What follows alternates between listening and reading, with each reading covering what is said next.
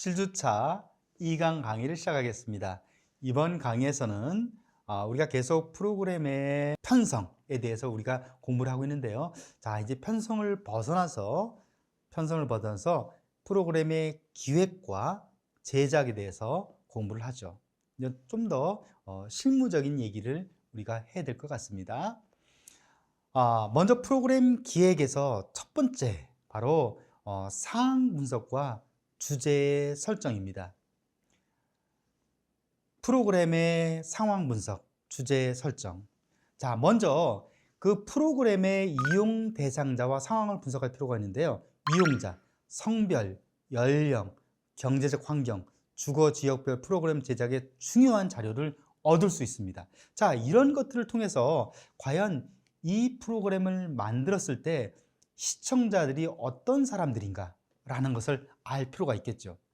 왜냐하면 드라마에서 남녀 간의 사랑, 남녀 간의 여러 직장, 또 주거 이런 부분들을 소재로 다룰 수가 있겠는데, 그런 부분에서 바로 현재 우리 이용자들이 겪게 되는 여러 가지의 상황들이 있을 것입니다. 이런 부분들을 충분히 분석하지 않으면 바로 프로그램을 정확하게 기획할 수 없다는 것입니다. 바로 이용자 분석, 다시 말하면 시청자에 대한 분석이라고 볼 수 있겠습니다. 주 시청자, 프로그램을 대상으로 하는 주 시청자의 상황을 분석하는 것이 아주 중요하죠. 그 다음에 두 번째로 또 분석해야 될 부분은 바로 미디어의 이용 상황입니다. 자, 이용자의 시간과 습관, 라이프 스타일 이런 것도 항상 고려를 해야 되겠죠. 방송의 파급 효과를 고려할 때 프로그램 제작에 신중을 기해야 될 것입니다. 자, 라이프 스타일, 방송 시간과 관습. 이용자들은 사실은요, 학생, 직장인에 따라서 그들이 삶의 방식이 전부 다릅니다. 삶의 방식. 그래서 그런 삶의 방식도 어떻게 미디어를 이용하는가, 이런 방식도 충분히 기획 단계에서 우리가 고려해야 될 것입니다. 자, 사실은 우리가 현재 공중파에서 만드는 그런 방송 콘텐츠는 사실 제작자들은 입장에서는 OTT 서비스도 염두에 두고 있거든요. 그러면 앞으로 이러한 OTT 서비스가 되어 있을 때 이런 콘텐츠가 어떻게 우리 사회에서 유통되고 공급될 수 있을까라는 측면도 함께 고려해야 되는 것이 바로 미디어 이용 상황이라고 볼 수가 있겠습니다. 자, 그 다음에 프로그램 기획 과정에서 또 보아야 될 것이 바로 주제, 어떤 주제를 선정해야 될 것인가. 작가가 가장 심혈을 기울여야 할 기획 과정의 핵심이 바로 주제입니다. 주제. 프로그램 전체적인 편성 지침이 분명히 있죠. 편성의 이념과 목표가 있습니다. 그 방송사 가지고 있는 철학이 있죠. 방송의 철학이 있습니다.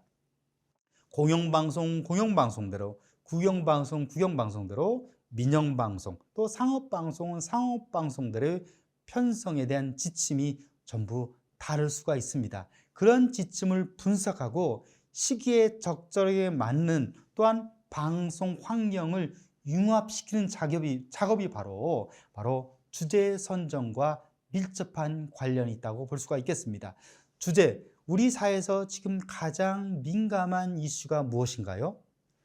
다양한 시기별로 중요한 민감한 이슈가 존재합니다. 그런데 이 방송에서 그러한 주제와 어긋난 주제를 선정한다면 시청률을, 또한 점유율을 보장할 수 없을 것입니다. 그래서 주제 선정, 편성의 그런 지침에 따라서 어떤 주제를 선정할 것이냐, 아주 중요한 부분이라고 볼 수 있겠습니다. 다음으로 프로그램 편성에서 그 다음에 기획 단계에서 중요한 것이 바로 프로그램 표현 방법입니다. 표현 방법을 선택해야 되는데요.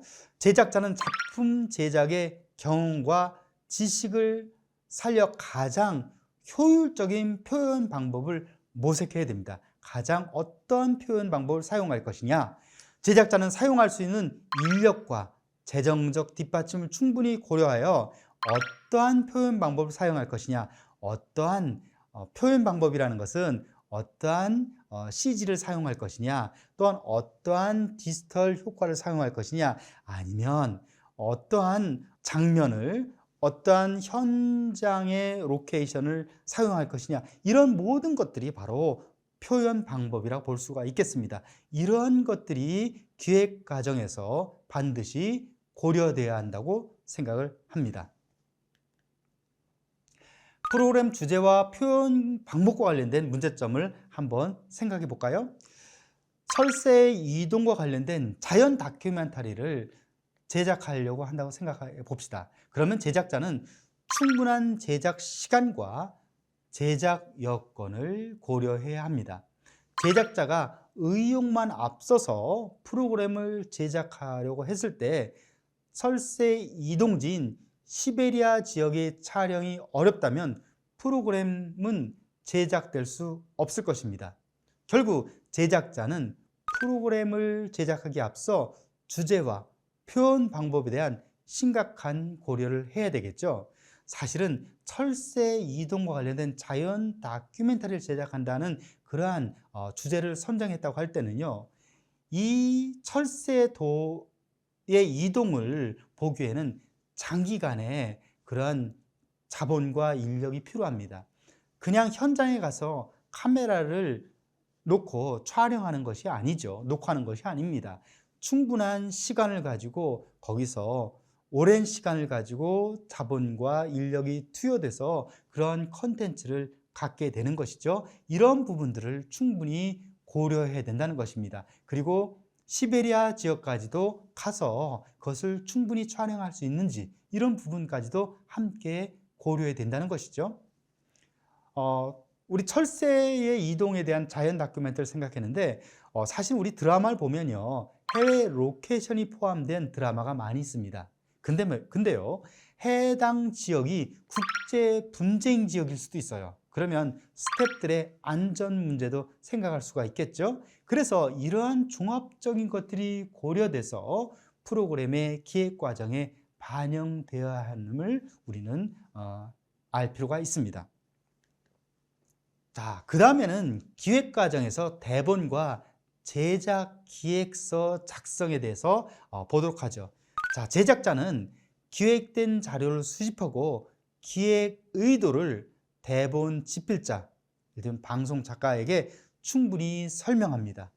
그 다음에 대본 집필가는 바로 방송 작가라고 볼 수가 있겠는데요, 프로그램에 대한 의도를 파악하고 독창적인 프로그램의 창작 작업에 들어가게 되겠습니다. 바로 방송 작가의 역량이 바로 나타난다고 볼 수가 있겠는데, 이 방송 작가, 주제 영역에 따라서 적절한 방송 작가를 섭외하는 것이 아주 중요하다고 볼 수 있습니다. 이 방송 작가는 전문 영역이죠. 만약에 자연 다큐멘터리라면 자연 현상, 그다음 자연 환경 문제에 대해서 전문가가 바로 그것을 가장 잘 작성할 수 있을 것입니다. 만약에 역사물인 경우는 역사적인 관점을 두루 섭렵하는 사람이 방송 작가로 적합할 것입니다. 그리고 의료 관련된 전문 의료 환경과 관련된 부분이라면 바로 그러한 분야의 전문가가 역시 관련 작가가 방송 작가로서 참여함으로써 그런 방송의 컨텐츠를 더욱더 높일 수 있을 것입니다. 바로 대본 제작 과정, 프로그램 기획에서 과정에서 아주 중요한 부분이라고 볼 수 있겠습니다. 그리고 바로 그 다음에는 제작 기획서를 작성합니다. 제작 기획서. 이 제작 기획서는 건물을 지을 때 설계도와 같은 것이죠. 건물을 지을 때는 그 설계도에 따라서 바로 어느 부분에 기둥을 세우고 어느 부분에 문을 만들고 창문, 그리고 어느 부분에 수도시설을 설치할 것인가를 결정하게 되겠죠. 바로 기획 제작서는 방송의 설계 도면과 같습니다.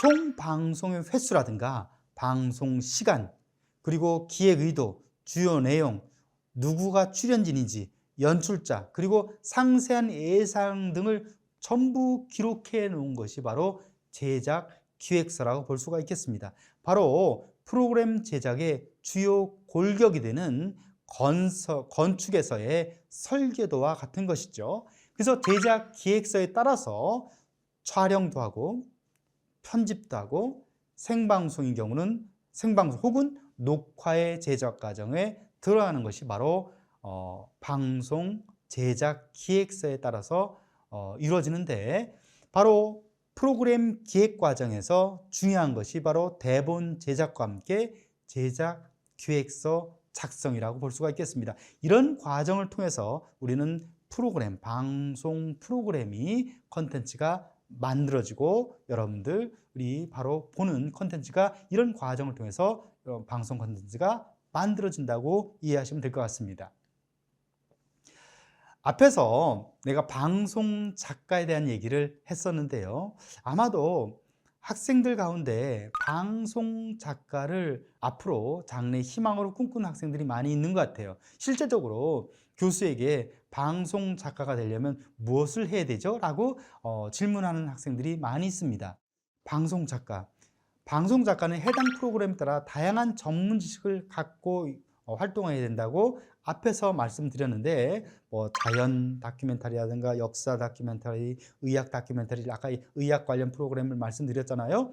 다양한 그러한 부분에서 전문적인 지식을 갖고 있는 사람이 방송 작가로서 활동할 수 있습니다. 따라서 방송 작가를 희망하는 학생들은 문학적 소질, 자기의 생각을 글로, 여러분들 글과 말은 동일한 것입니다. 글을 쓰는 것은 읽으면 말이 되는 것이니까요. 글로 표현할 수 있는 문학적 소질을 기르는 것이 중요하고, 또한 풍부한 사회문화적 소양, 다시 말씀드리면 그 전문 분야에서의 소양을 갖추는 노력이 중요하다고 볼 수 있습니다. 이런 소양을 갖추는으로써 방송 작가의 길로 나아갈 수 있다고 보여집니다. 다음으로 프로그램의 제작 과정을 보도록 하죠. 프로그램의 편성, 그 편성에 의해서 프로그램의 기획이 되고, 그 다음으로 제작이 이루어지는 거죠. 실제적으로 제작, 우리가 말하는 필드, 현장에서 제작이 이루어집니다.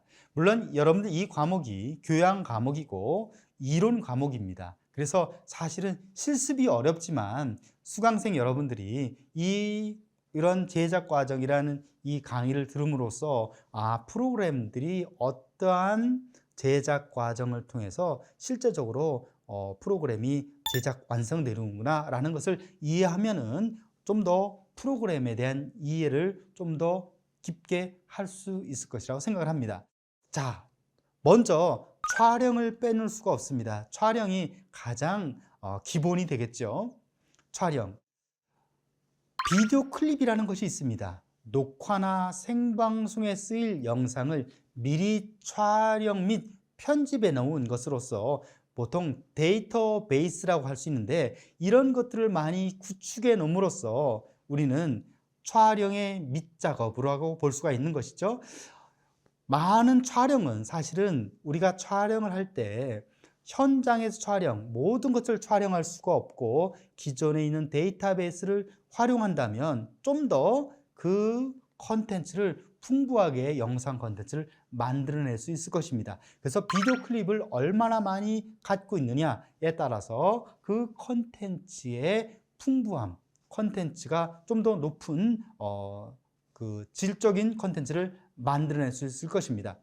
촬영은 당연히 편집을 염두에 두고 이루어져야 되죠. 다시 말하면 1시간짜리 프로그램이라고 해서 1시간만 촬영해서는 안 되겠죠. 편집을 염두에 두고 그 이상과 이상을 충분히 촬영을 해야 될 것입니다. 정확히 말하면 녹화라고 볼 수가 있겠네요. 많은 컨텐츠를 녹화함으로써 1시간 분량의 프로그램을 만드는 데 있어서 부족함이 없도록 하는 것이 가장 중요하겠습니다. 촬영의 효과는 프로그램 내용을 효과적 표현과 전달할 수 있으므로 화면 구성할 수 있는 기술적, 미적 감각을 표현할 수 있는 것이 바로 촬영이라고 볼 수 있습니다. 그래서 우리는 촬영 감독이라고 얘기를 하는데 상당히 전문 영역이죠. 촬영 감독은 단순히 테크니컬한 측면뿐만 아니라 어떻게 하면 시청자들이 그러한 미적 감각을 가지고 또한 감독이 요구하는 것을 어떻게 잘 실현을 시킬 수 있는 것을 나타낼 수 있는 그런 미적 감각과 함께 가지고 있어야 되는 것이 바로 촬영 감독의 전문 영역이라고 볼 수가 있겠습니다. 다음으로 음향을 보도록 하겠는데요. 음향은 마이크를 통해서 소리를 잡는 것이죠. 텔레비전 경우는 가동용 마이크와 고정용 마이크를 사용합니다. 마이크의 음향은 디지털 녹음기로 녹음을 하고 음향 편집기로 편집을 하는데 최근에는 다중 트랙 미싱이라든가 ADR이라든가 노이즈 리덕션 등을 사용해서 이런 디지털 그런 음향 편집기죠. 통해서 음향을 정교하게 편집함으로써 그러한 그 영상 콘텐츠의 질을 높이고 있습니다. 조명을 보도록 하겠습니다. 조명. 카메라가 만족스러운 영상을 만들기 위해서는 일정 양만큼의 조명이 필요합니다. 자, 조명은 기술적 조명과 비기술적 조명이 존재합니다. 자, 기술적 조명이라 하면 우리 시청자들이 그 대상을 볼 수 있는, 아니면 가시성을 확보하는 것이죠.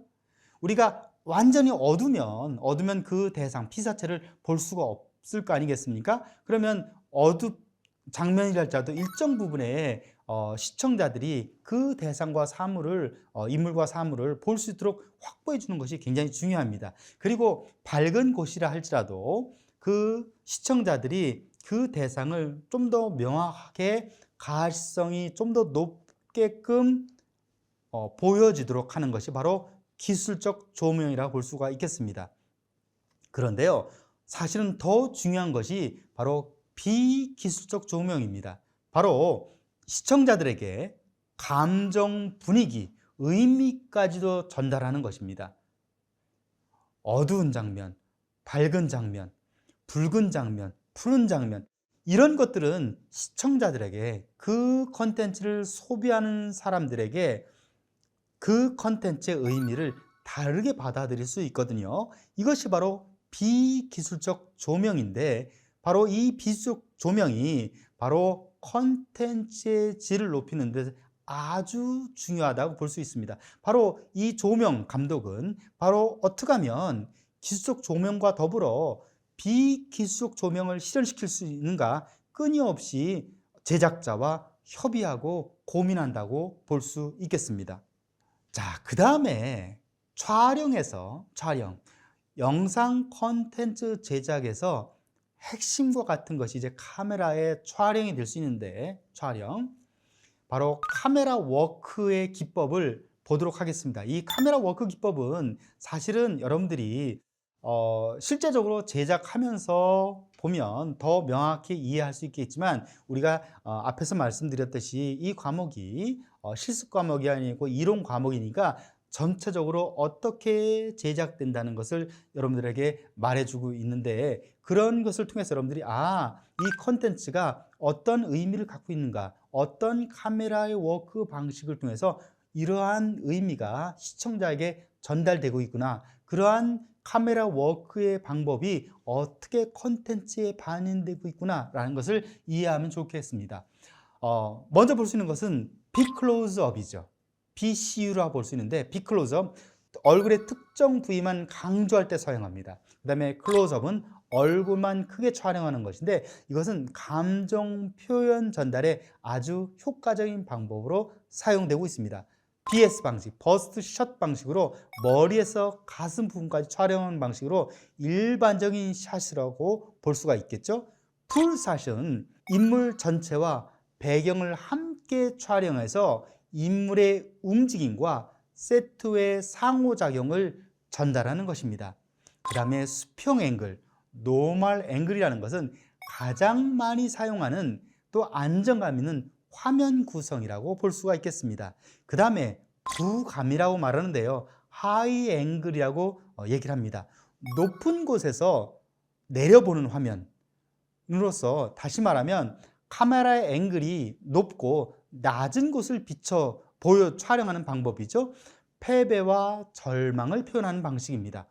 그에 비해서 반대 개념인데요. 안각이라고 말하는데 로우 앵글입니다.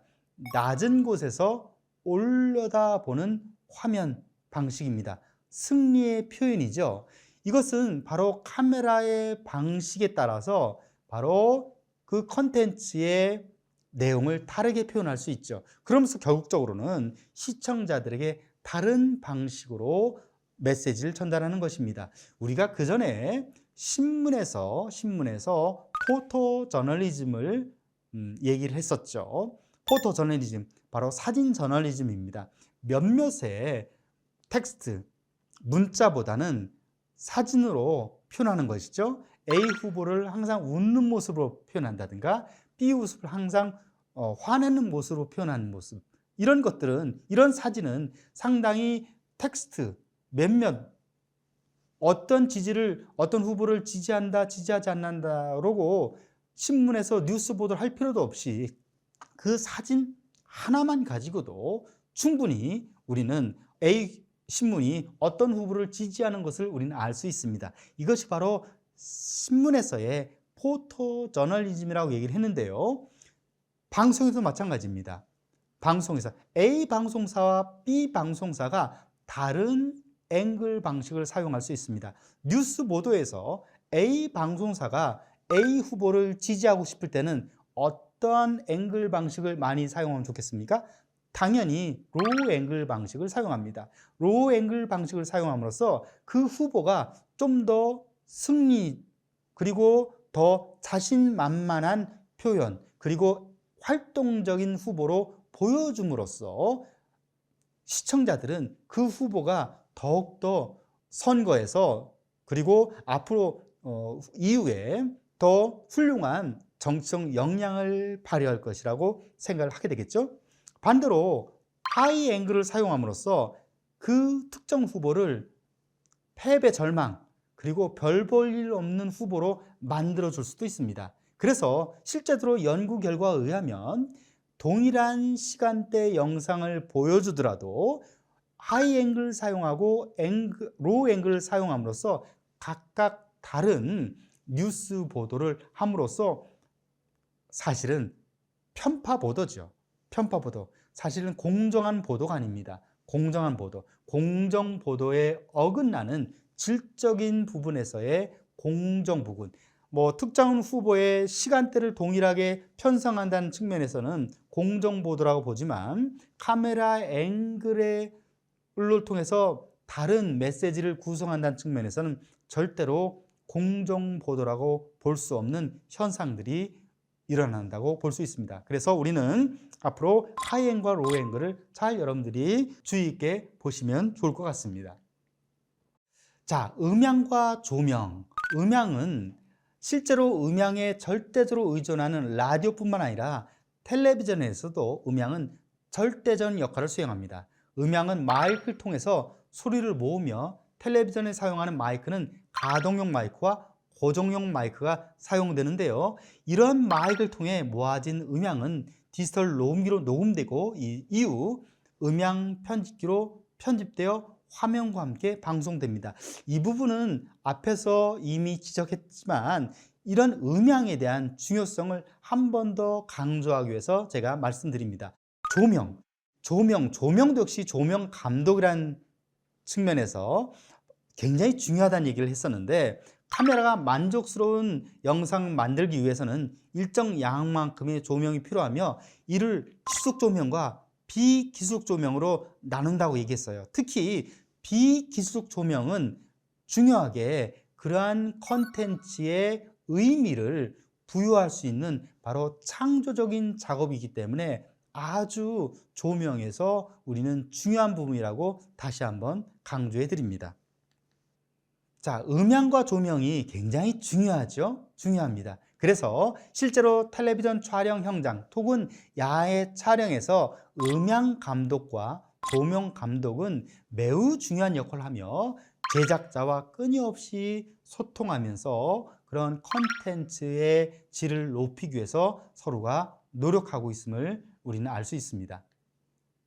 자, 편집의 과정에서는 실제적으로 이제 촬영하고 나서는 마지막으로 편집 작업을 하게 되겠죠. 편집 작업은 이제 회사 안에 들어와서 실내 안에서 하는 작업이 편집 작업인데, 촬영한 원본 테이프를 배열하고 치장해서 전체적인 스토리를 만드는, 컨텐츠를 만드는 작업이라고 볼 수가 있겠는데, 이것은 다분히 기술적인 작업뿐 아니라 미학적인 작업, 바로 그 컨텐츠의 의미를 살려내는 작업이라고 볼 수가 있겠습니다. 그래서 이 편집 작업은 그 편집자의 그 테크니컬, 기술적인 지식뿐 아니라 그 미학적, 영상, 음성, 그리고 그 조명, 다양한 그런 미학적인 감각이 얼마나 있느냐에 따라서 중요한 그 결과, 컨텐츠의 결과, 높은 컨텐츠를 만들어낼 수 있다고 생각을 합니다.